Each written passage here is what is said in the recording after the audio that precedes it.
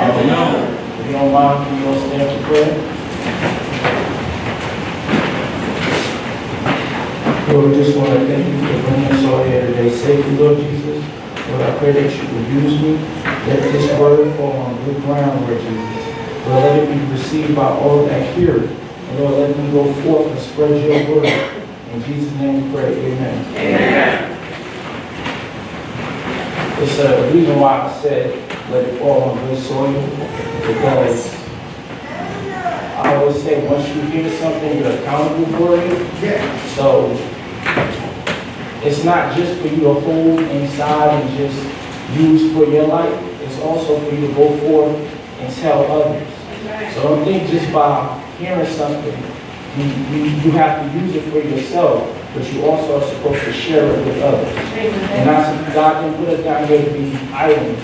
He put us down here to be blessed. So with that being said, whatever you hear, you are accountable for it. It doesn't just mean just hearing it and keeping it to yourself and then sharing it. What we're going to talk about, not going to try to be long, but what we're going to talk about was inspired by a conversation me and Pastor Reeves had. And I titled this lesson from Pastor Reeves, Tragedy of a Closed Door. We're going to talk from Matthew chapter 25. Basically the whole chapter. It's a small chapter, it's not long. But if you could stand, we're going to read the first 6 verses from Matthew chapter 25, verse 6. From 1 to 6. And you have to just say amen.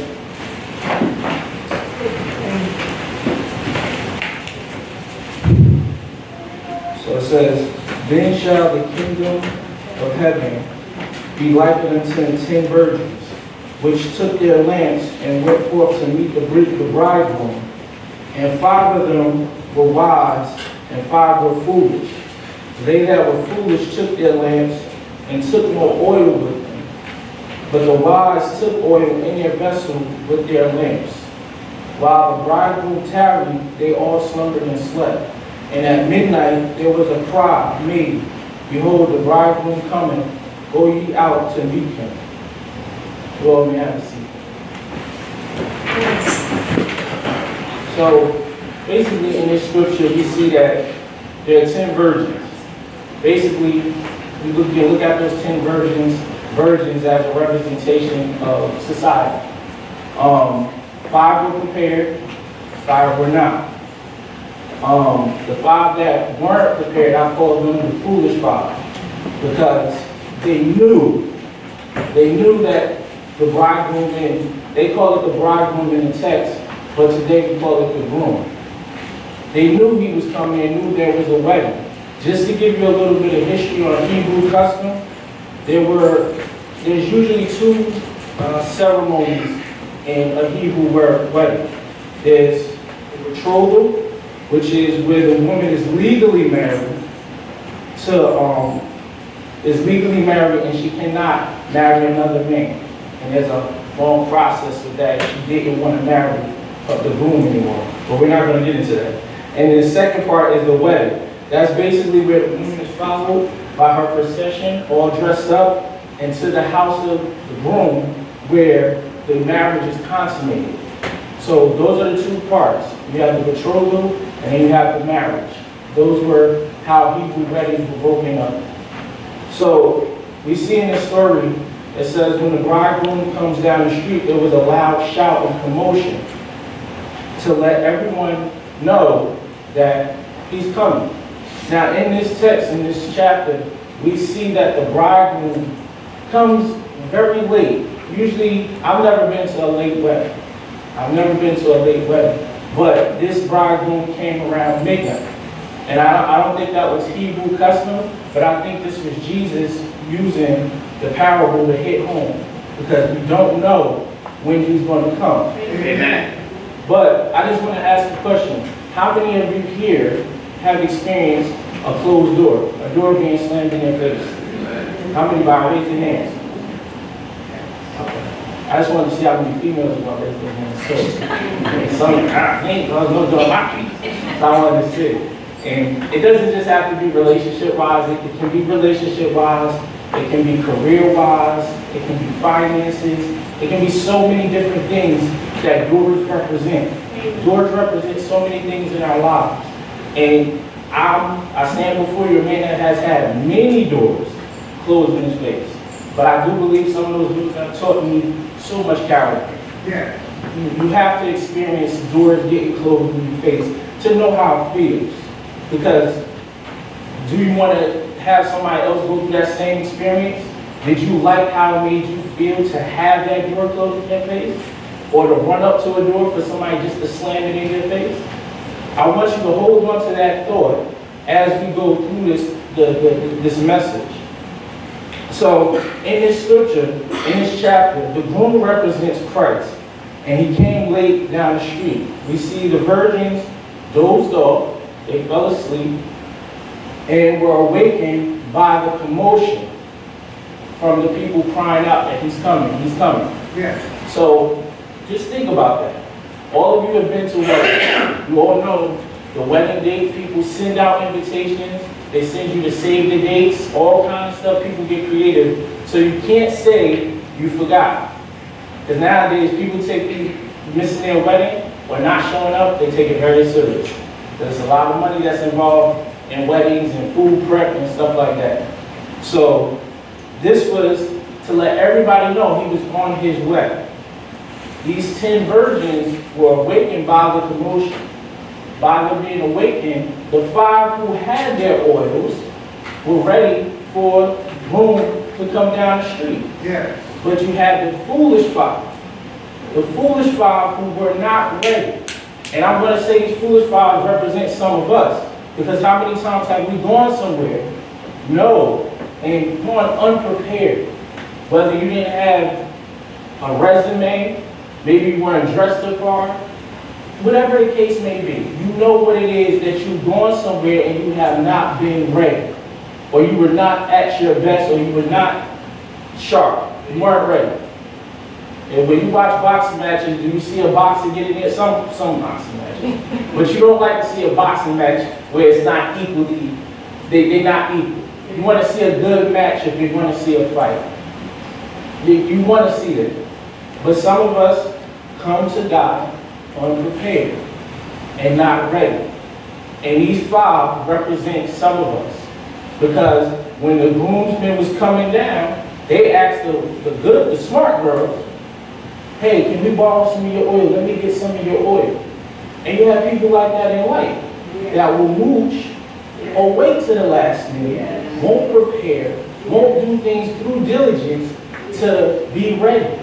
They'll wait to the last minute and say, oh, well, I know, what's her face is going to be there. I know she'll have this, or he'll have this so I can use his or use hers.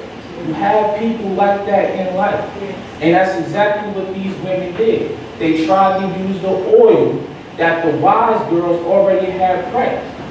And the wise girls we see in the scripture in 7 and 8, they told them no, they couldn't. It wasn't that they were being mean. It wasn't that they were saying no just to be selfish. They were telling them no because they would not have enough for themselves. So they gave a wise answer. That's why I tell you, my mother always taught me, never lend what you can't afford to miss. If you can't afford to miss it, don't lend it out. And I live life by it. If I have somebody asking me for money, I don't look for it back because I know money makes people act funny. I give what I can. Ask me for money and I can spare 30, you got the 30. I ain't gonna call you or end the friendship over $30. You're gonna get what I can afford to give you. Now you can go somewhere else and ask for maybe another 30 and get 60 to get closer to your 100. But I'm helping you where I can. Amen. So you have people in life that always will be unprepared. Always will be unprepared. So when the 5 unprepared foolish girls did not have their oil in their lamp, they went out to go buy the oil. Because the wise girls told them, listen, you got to find somebody and go get you some oil. So they ran to go find oil I don't know who sells oil that late at night, but maybe back then they had a 7-Eleven or 24/7 speed mark where they could get some quick oil for their lamps. I don't know. I wasn't there. But it says when they came back, the groom had already came, was coming through. So the wise five got their lamps with their oil and proceeded to follow him to the second ceremony, which was the marriage. So that's why he was coming down the street so late, because he was getting ready with his crew of people to meet his groom. His bride. But we see as he's coming down, it was a hit and miss. They missed him coming because they tallied to go get oil late at night. And when they came, the wise girls followed the groom into the marriage ceremony.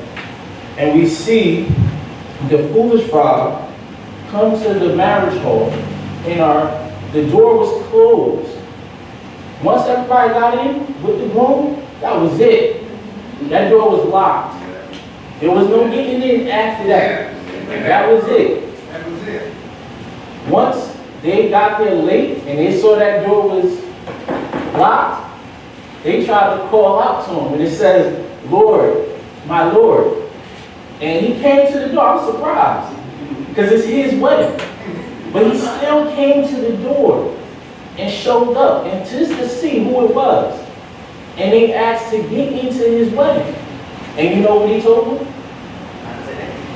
He told them no. He said, "Depart from me, I don't know you." Now imagine, some of these girls could have probably prepped his outfit. How would you feel?